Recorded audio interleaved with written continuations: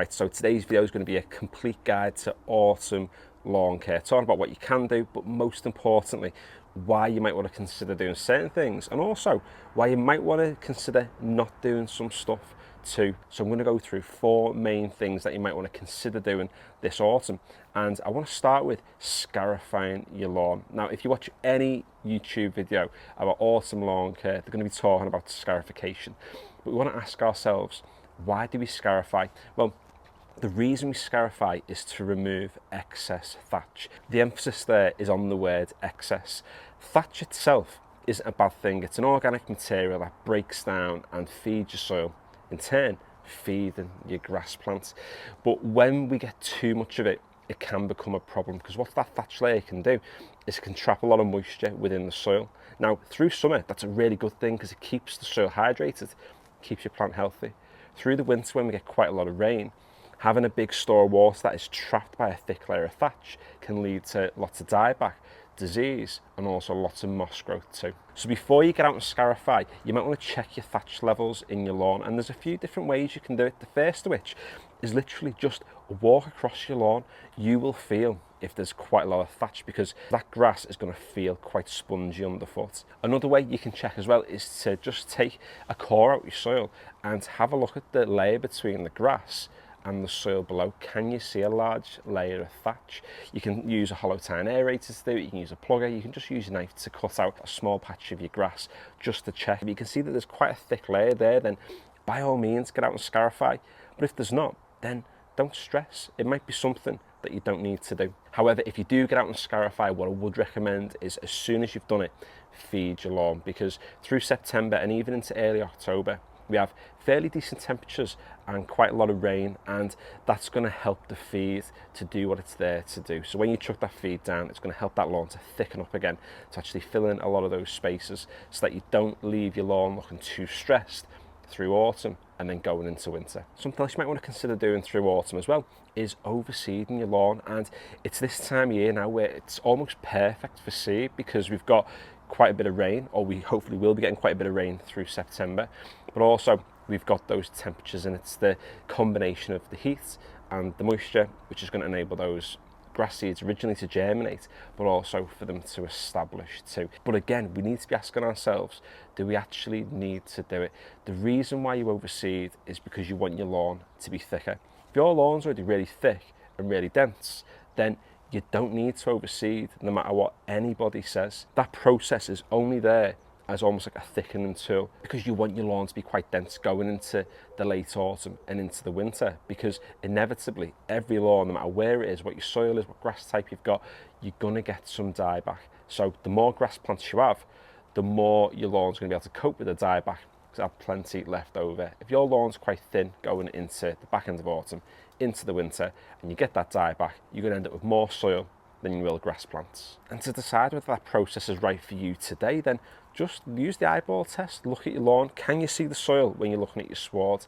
Then get on with a little bit of seed. If you can't, if it's looking really dense and it's packed together nice and tightly, then you're not going to need to. And when you are overseeding, think about timing as well, because where your lawn is and the conditions that you've got will greatly determine when the best time is for you to seed. The back lawns that I've got in my garden are really shady, and all through September that shade creeps until my garden's in just complete shade for the rest of the winter. So if I wanted to overseed, I'd be overseeding now, because it's not just about those seeds germinating, it's about those plants becoming strong. And when it gets to the winter, the weaker plants are going to die first. So if I was to overseed a little bit too late, let's say I was to get on with some sort of towards the back end of September, early October, then when it gets to November, December, January time, it's going to be those less established plants that are going to die soon. Now, in terms of feeding our lawns, it's something that we want to actually start reining back now, because when we put feed down, it promotes a lot of growth, and we get a lot of that growth because we've got the sun giving us all that good heat, and we've got that moisture there supporting everything.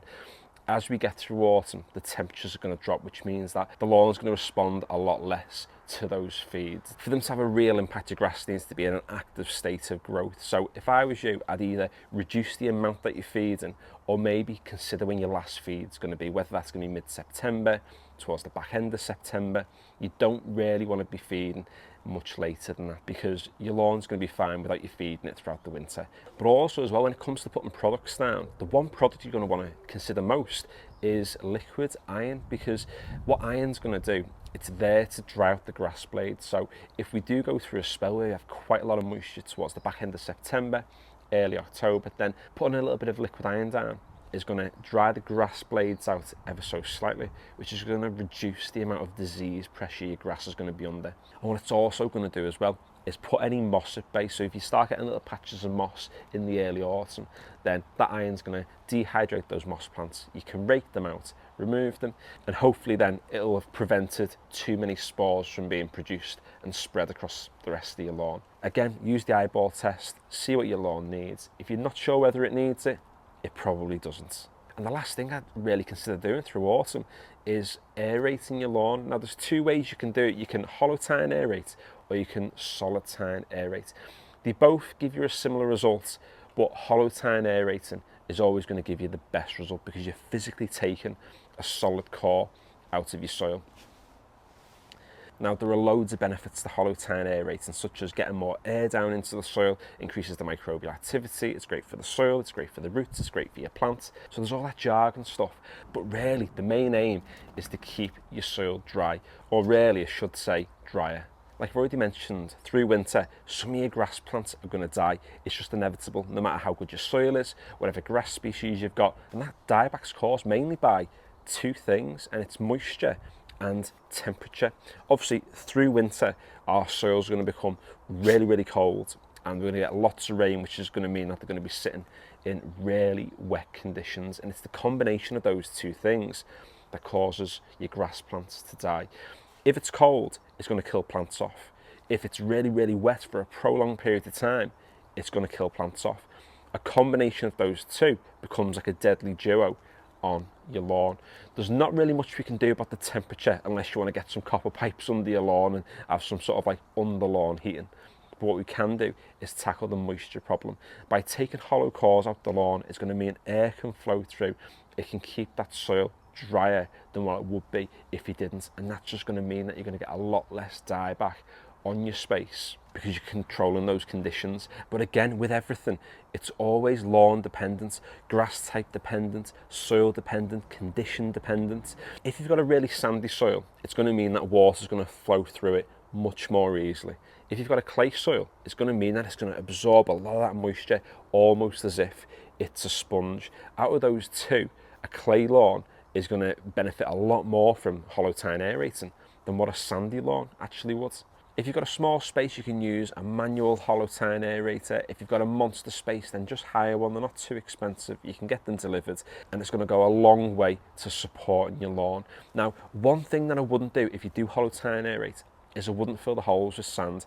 I did that last year on my lawns, and I kind of regretted it in the end because I smothered a lot of the grasses. I filled the holes, which then reduced the aeration benefits. And then the grass struggled a bit going into the winter, which meant it struggled all throughout the winter then.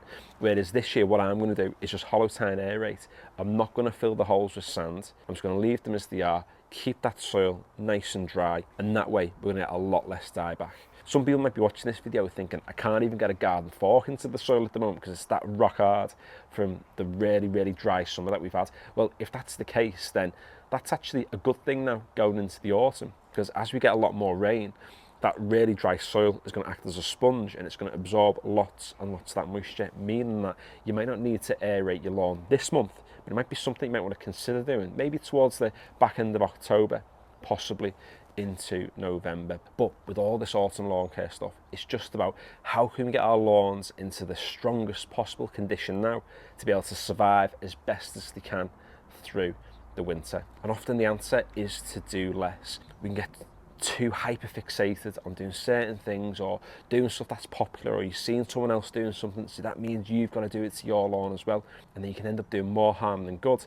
And then when it comes to January time, you're looking out at a mud bath thinking it must be grubs in the lawn, it must be something else that's killed the entire thing off. But often it's you doing too much in autumn that sets up for failure come the winter. So it's your lawn, you decide, and if it does go wrong, then it's just food for thought. For next year, adapt your practice, change little things year in, year out until you find a formula that works for you. So thanks for watching today's video. If you've got any tips for anybody, anything you've done in autumn to help your lawn survive through the winter, then post it as a comment down below for people to go down and read and get other little tips and things, because all lawns are different. What I do to my lawn might not always be the best thing for yours, and when I do something might not be the same time that you should be doing it to your lawn. Obviously, soil, grass type dependent, location dependent, blah, blah, blah.